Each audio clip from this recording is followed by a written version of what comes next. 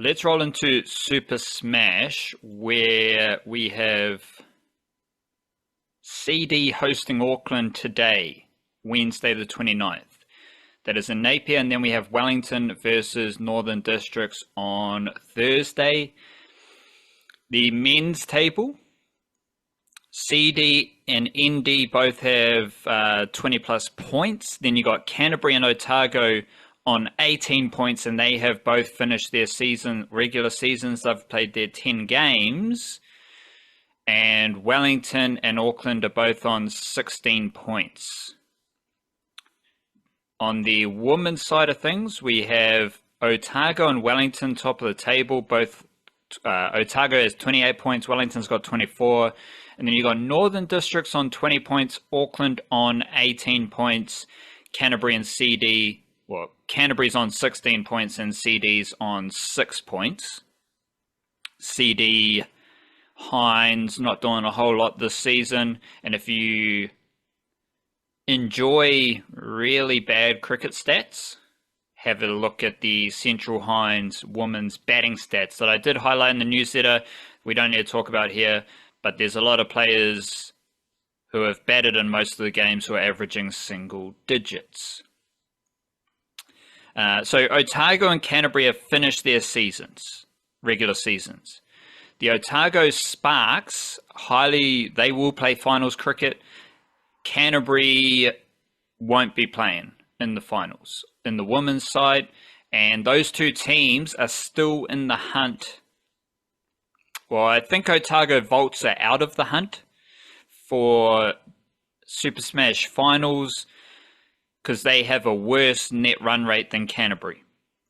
So Canterbury will be hoping... Oh, who knows? I don't want to do the math right here. Who cares? I do have one key idea. Well, Canterbury just need Auckland or Wellington not to win, I think. That's how it goes. Cool. Good for them. Unless they're playing each other, in which case they need to rain off. I don't know. I do have one key idea, and it's a fascinating idea that just comes together beautifully. Do you remember, it's a long time ago now, do you remember the Plunkett Shield first stanza? Vaguely. Distant memory, but yeah, a little bit. Do you remember who the best dude in the Plunkett Shield was? 23-year-old. From Canterbury.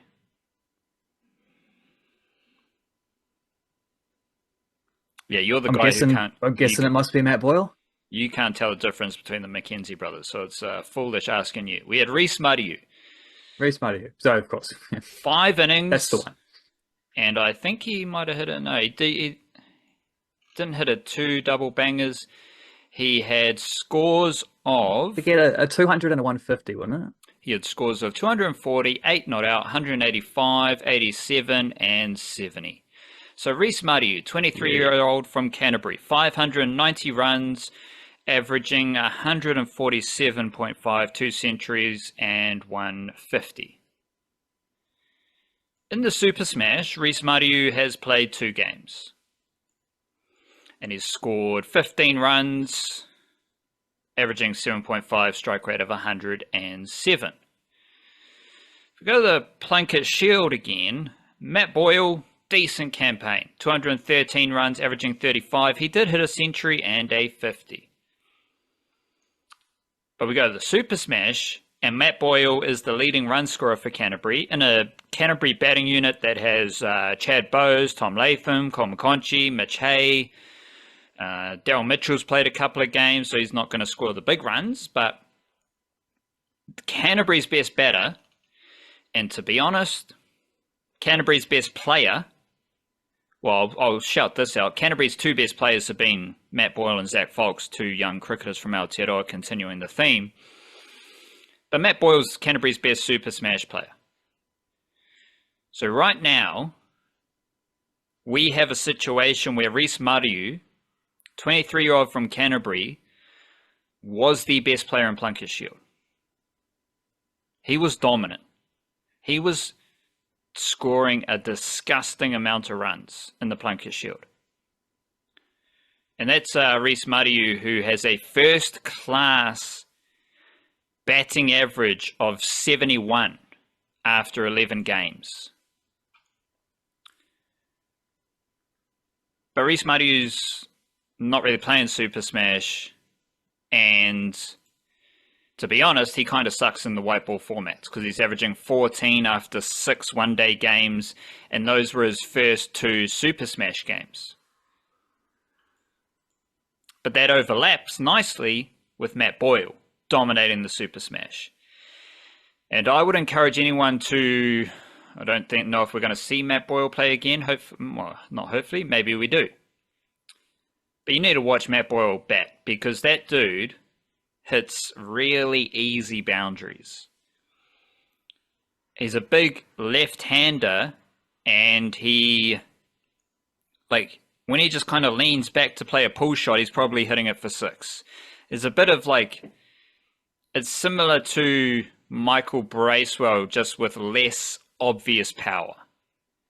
It's more just clean and crisp striking that always makes you go, ooh, ah. So Canterbury, it's awesome how there was a dominant 4-day batter in Rhys Mariu, and now Canterbury have the dominant batter in the Super Smash with Matt Boyle. They're both youngsters, and their skill sets overlap. Matt Boyle, again, he had a solid start to the Plunkett Shield, but right now, T20 batting is Matt Boyle's best format. He averages 30 with a strike rate of 144 in T20s. He averages 16 with a strike rate of 71 in one-dayers, and he averages 29.6 in first-class batting. So Canterbury, and of course New Zealand cricket, we have, not we as a Canterburyan, but New Zealand cricket, in Aotearoa, we have a 23-year-old who was dominating the Plunkett Shield and is dominating first-class cricket. And there's another dude, let me get Matt Boyle's age off the top here, 22-year-old Matt Boyle, who was dominating the Super Smash. He's Canterbury's best batter in a team full of Black Caps. Well, he's their best player in a team full of Black Caps. And he's the best Super Smash batter right now in a competition that is a lot of very good batters smashing boundaries. To me, this is a nice encapsulation of Kiwi cricket. Because these two dudes have dominated, but they have dominated in an overlapping way that is just nice. Yeah, and then you add in a little bit of Zach Foulkes for the bowling side of things. Where did he? He wouldn't have played much Plunkett Shield though, because he would have been with the Black Caps for a bit of that time. Zach Foulkes, he did play 2 Plunkett Shield games, and he took 8 wickets, I think, and he got a fifer. So he did get a fifer in his 2 Plunkett Shield games. But this is 22-year-old Zach Foulkes, who is averaging 19 with the ball in T20s, 20.2 in one-dayers, and 25.7 in first-class cricket. And he's also started his T20 international career quite nicely with 26 average, 9 RPO. And it's also Zach Foulkes who had the second highest T20 international strike rate for the Black Caps since the end of last year when they went away to Sri Lanka. And he's got a career T20 international strike rate of 149, and he kind of finds it easier to bat in internationals because he's got a T20 strike rate of 131. So Zach Foulkes, like if we're, okay, so Will O'Rourke, yeah, he's pretty good. We've got Ben Sears, who I'm interested in with Wellington because he's off to the Champions Trophy, hasn't played a one-dayer for New Zealand yet, but he is a very good T20 bowler. Okay, he made his test debut last summer. Yeah, Nathan Smith made his test debut this summer. But there's also Zach Foulkes, who is just continuously excellent. And he has had an excellent start to his T20 international career. But I will again reinforce this idea that I believe Zach Foulkes is a test cricketer for New Zealand. He will play more one-day internationals. He's already played one, but he didn't really do anything. Might have been rained off. But Zach Foulkes can be a test cricketer. To be honest, he I think he can be a test all-rounder, batting ahead of Nathan Smith. And Zach Foulkes has been excellent for Canterbury in the Super Smash. He is on 13 wickets, averaging 17.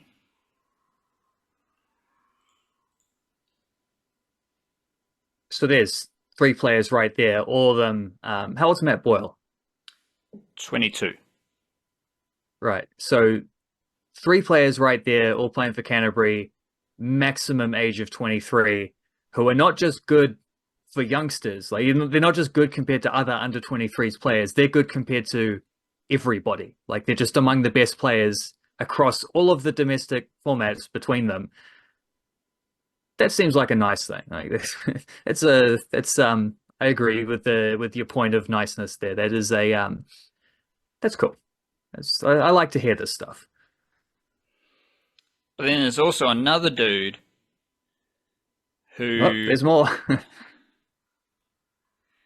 Another dude by the name of Kyle Jamieson, who's got a test bowling average of 19.7, and he's not Canterbury's best bowler. Like, he didn't take many wickets to start the campaign. Funnily enough, when I think Canterbury were losing a few games, he took his last 10 games. He took 4 wickets in the first 5, and he took 4 wickets in a game against Central Districts that was rained off. So he hasn't, like, he's got 5 games in his last 10 where he doesn't have a wicket. But Kyle Jamieson is conceding 6 RPO in the Super Smash. Matt Henry, might need to talk about Matt Henry because he's also dominating cricket in Aotearoa right now. But he's the most economical Canterbury bowler, 4.6 RPO. Kyle Jamieson's right there with 6 RPO. And the thing that I've been thinking about with Kyle Jamieson, this dude is he's the swingingest bowler in Aotearoa right now. He always swings the ball. Super Smash, okay, maybe not everyone's swinging it. Maybe some are swinging it when conditions help. Kyle Jamieson swings the ball no matter what. And to be honest, I think his main swinging movement right now is the away swinger to right-handers, which is the complete opposite of what made him so lethal when he started his test career, when he was bowling those hoop and in swingers. But he can bowl the hoop and in swinger. So Kyle Jamieson swings the ball consistently when not many others are swinging it as much as him, and he swings it both ways. Let alone the bounce and control that he has with those skill sets. And I think, like, out of sight, out of mind type of stuff with Kyle Jamieson. But if you're watching the Super Smash, you're watching Kyle Jamieson swing the most, swing it when no one else is swinging it, and swinging it both ways, which is a great sign for Kiwi cricket. Now, Kyle Jamieson won't be playing for the Black Caps anytime soon because they're off to the Champions Trophy. So Kyle Jamieson's just building up his overs. I think he is one of the busiest bowlers for Canterbury. 36 overs is the most. Ish Sodhi is next with 33. And I think we'll go back into Ford Trophy where Kyle Jamieson will just build up his overs again. At some point this year, Kyle Jamieson, praise Jah, will return to the Black Caps. And it's going to be a very funky boost to the Black Caps when we have Matt Henry blasting off into Aotearoa's best bowler status right now. We've got those young bowlers, Will O'Rourke, Ben Sears, Nathan Smith. They're all off to the Champions Trophy. Fantastic experience for them. 2 of them bowl over 140 Ks.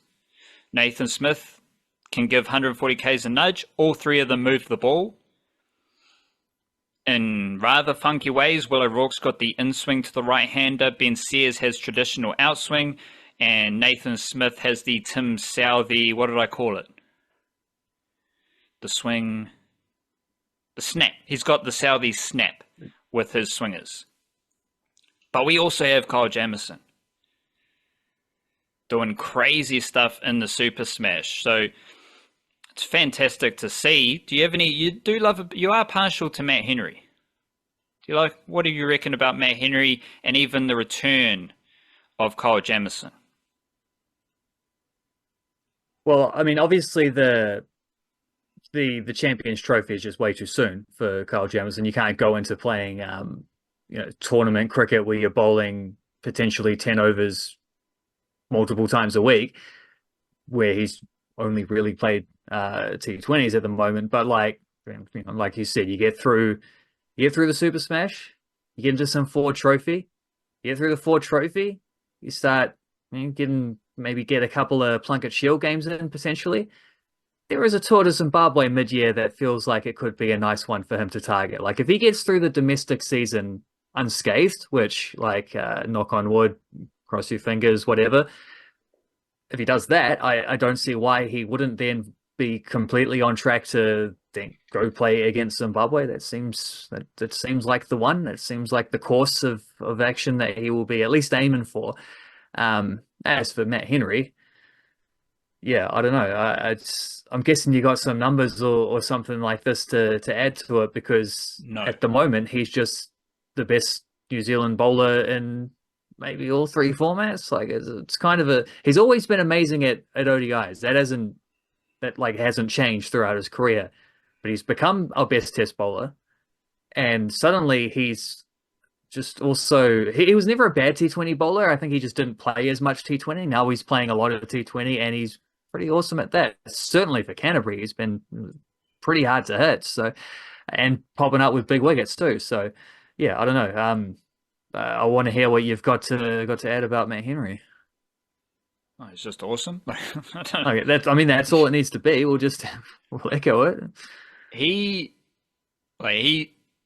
I think Peter Fulton said how he could see himself, Matt Henry could see the opportunity at becoming the leading bowler for New Zealand with the retirement of Southey. What do you want to do your little, should we do a Matt Henry versus Tim Southey Trent Boult after X amount of games thing? So can you pull up the Tim Southey and Trent Boult after Test ODIs, T20 International, whatever they are?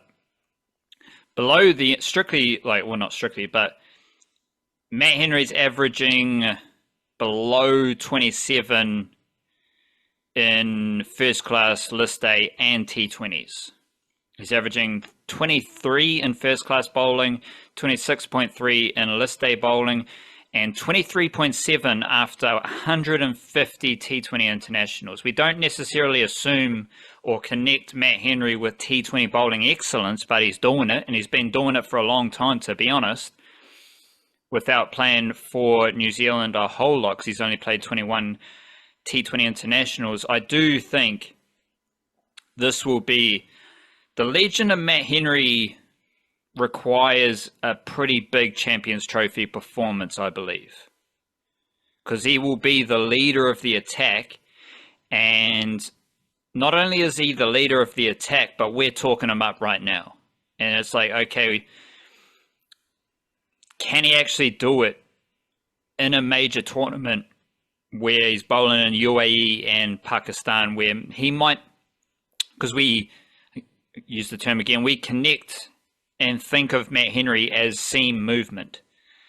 I don't think he's going to be getting the seam movement in Pakistan and UAE that he would like, but maybe that's where he gets more a bit of his accuracy, his heavy ball, and his change-ups become more prominent, and perhaps that is an opportunity of growth for Matt Henry. But if the Black Caps are going to make the semi-finals of the Champions Trophy, Matt Henry has to be tippity top. He has to be firing on all cylinders. He has to be in a groove for Aotearoa. And that is especially important because we look at the other bowlers in that squad: Will O'Rourke, Ben Sears, Nathan Smith, maybe Lockie Ferguson, maybe not. But there's three young seamers who will be following Matt Henry's lead. And whether Matt Henry's taken big wickets or not, I think the Black Caps need him to be building pressure. So, if Will O'Rourke So it just eases the burden on someone like Will O'Rourke, especially, who is the spray can of New Zealand bowling. But when he's on, he's on. And I can also see it for guys like Ben Sears and Nathan Smith, who could be quite expensive in those conditions, depending on how much they bowl. But all three of those dudes can be quite expensive in batter-friendly conditions. Will O'Rourke, Ben Sears, Nathan Smith. They are all wicket-taking bowlers, but they will need Matt Henry tying up an end, building pressure, and then, which then flows into Mitchell Santner. If you have Henry and Santner bowling economically, I think that is going to be a big strength for the Black Caps at the Champions Trophy, given that I believe a lot of runs will be scored. So if you can build that pressure, and then batters are trying to smack Will O'Rourke, Ben Sears, and Nathan Smith around, I think that's where the Black Caps could have some success. But let's compare Matt Henry to Tim Southee and Trent Boult. Matt Henry has played 30 tests. I don't want any of your context, respectfully. Don't give me any context. Just give me the average after 30 tests for Tim Southee. 30 tests for Tim Southee. He was averaging 30.79. So we got Southee averaging 30.79. Matt Henry is averaging 29.84. Trent Boult after 30 tests. Trent Boult, cumulative average 30 tests, 27.39. So Matt Henry 30 tests, he's better than Southee, slightly worse than Boulty. Matt Henry has played 85 one-day internationals and he's averaging 25.43. What is Tim Southee averaging after 85 one-day internationals? 85, we have 30.96. And for Boulty. Mr. Southee. And for Mr. Boult, 24.96. So Test Boult was pretty good in ODIs from day one. Yeah. Tests and ODIs, Matt Henry is better than Southee at this stage, slightly worse than Trent Boult. T20 internationals, 21 T20 internationals for Matt Henry, averaging 23.66. Southee. What? Have you got RPO as well for T20? 8.29. Ooh. See, Tim Southee, after 21 T20 internationals, 25.32 average, 8.44 RPO. But And again, Trent Boult, Henry's slightly better. and again, Boult was slightly better as well. Boult is 19.96 with 8.03. So he's in the middle. And that's pretty good because we know how good Southee and Boult were across their careers. But Will O'Rourke's better than them at this stage of his career, as we discussed a few months ago. Yeah. But I mean, that lays it out. Matt Henry is a better Black Caps bowler than Tim Southee. Yeah, well, yeah. Statistically, yeah, okay. How do you want to push back on that? Because I'm saying that loud and proud. Longevity is the only thing, you know. If you do it at a slightly worse average, but for a lot longer, I think that counts for more. But it's not like Matt Henry's new to the Black Caps. So I'm also saying Will O'Rourke's better than Tim Southee and Trent Boult. So just take it with a little bit grain of salt here. Yeah, But, yes. Well, but yeah, Matt Henry. Yeah, well, you go. Yeah, O'Rourke obviously has to sustain it for a lot longer. But the start has been spectacular. And Matt Henry, I think, as well, especially in the test side of things, the start of Matt Henry's career is almost misleading because we know midway through his career at this point, of like the midway of where he is to now, he had a terrible test bowling average. His second half of his test career has been absolutely amazing. So if he's only a little bit worse than Southee at that, or a little bit, I think it was a little bit better than Southee at the same stage, wasn't it? And encompassing his whole career. Well, if you compare that to the like trajectory he's likely to go on for the next couple of years, or probably for the most of the rest of his Test career, that's a lot better than what those numbers even say, because he's been that much better for the last 3 years or whatever. Yeah, but like, who cares? Like, even with his slow start to his Test career, he's currently better Yeah, than well, Tim Southee. that's Yeah. it. Even with that, he's better, and actually, he might be an even better bowler than that suggests as well.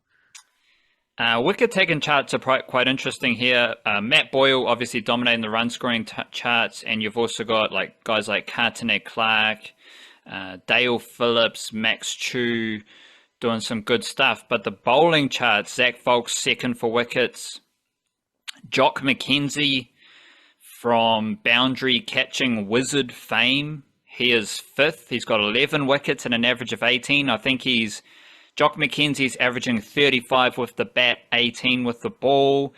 Christian Clark's got 11 wickets, fifth or sixth. Ben Sears has 11 wickets. Those are the young seamers in Aotearoa, and I do want to highlight Jock McKenzie. Said it before, say it again. Excellent cricketer, and one of the leaders of the young wave that I don't really want to highlight anyone in particular over anyone else, because again, Muhammad Abbas is awesome and so on and so forth. And none of them are as good as Zach Folks. Quickly, we got some women's cricket. So Otago, they've played all 10 games, and Canterbury have played all 10 games. I was interested. So Jess Simmons played her first game of the Super Smash.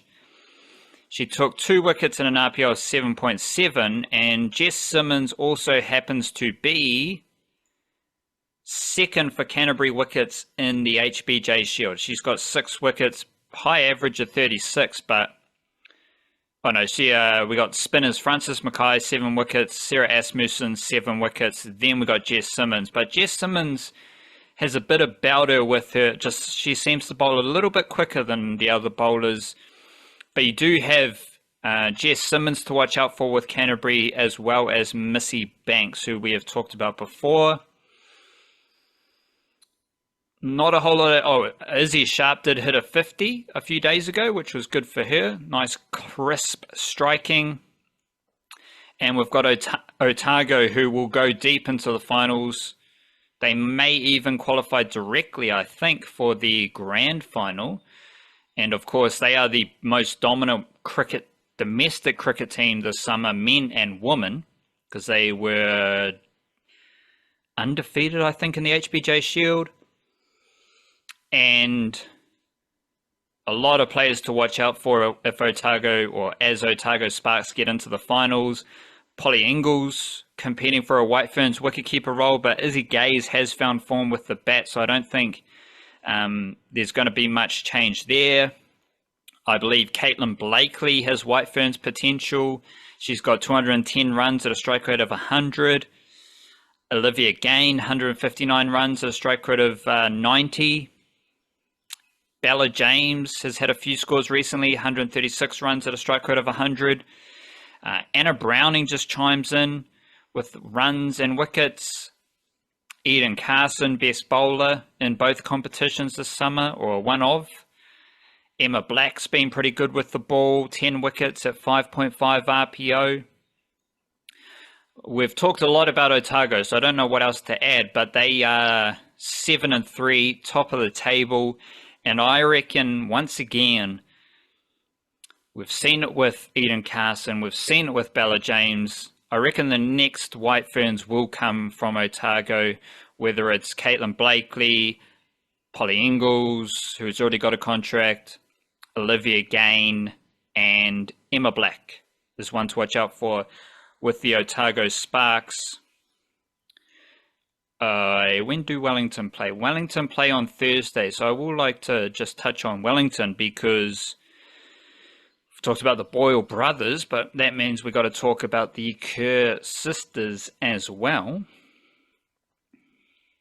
Amelia Kerr is now the leading run scorer in Super Smash. She's the only batter with over 300 runs. 329 runs, averaging 65, strike rate of 108. Jess Kerr, 294 runs, averaging 49, strike rate of 130, 127. The Kerr sisters have scored 5 50-plus scores in 9 games. So that's what they're doing with the bat, which is excellent. Again, Jess Kerr, she is the only batter with... We got 7 batters who have scored over 230 runs, and Jess Kerr is the only one with a strike rate over 110. She has a strike rate of 127. Jess Kerr is also fourth for wickets, 13 wickets at an average of 14. Amelia Kerr has 9 wickets at an average of 25. So the Kerr sisters, fantastic stuff for the Wellington Blaze. I'm caught between storylines here. We got the Kerr sisters trying to continue the Wellington Blaze Super Smash dynasty. Now, we've had Sophie Devine dip out of cricket, so the Kerr sisters are trying to continue the Wellington Blaze dynasty without Sophie Devine. They do have, like, there's a funky difference between the two Super Smash competitions. No inputs on the men's side, which is awesome, because then we get all the youngsters coming and getting experience along with the best mature cricketers in Aotearoa. But we do have more inputs on the women's side, which is funky. It adds to the competition. So Wellington, I think they brought in Maitland Brown and Darlington. Sarah Glenn's playing for Northern Brave. So they do have a few imports in their team. But the Kerr sisters, they're at least 2 of the top 5 players in this women's Super Smash. And they are trying to continue the Wellington Blaze dynasty without Sophie Devine. But then you've also got Otago Sparks, who are the best domestic cricket team this summer, who are trying to stamp their authority as the best domestic cricket team this summer, by the summer's end. And that would also, if they can win the Super Smash, I reckon that will shift the power away from Wellington. Because if, off the top of my head, it was kind of like Wellington, best team, best province, best area. Canterbury had a few moments. It was kind of Wellington versus Canterbury. Then it was Wellington versus Otago. Right now, I think it's Otago, both formats. But I think Otago Sparks need to win the Super Smash to really double down on that and establish themselves as the most dominant force in women's cricket in Aotearoa.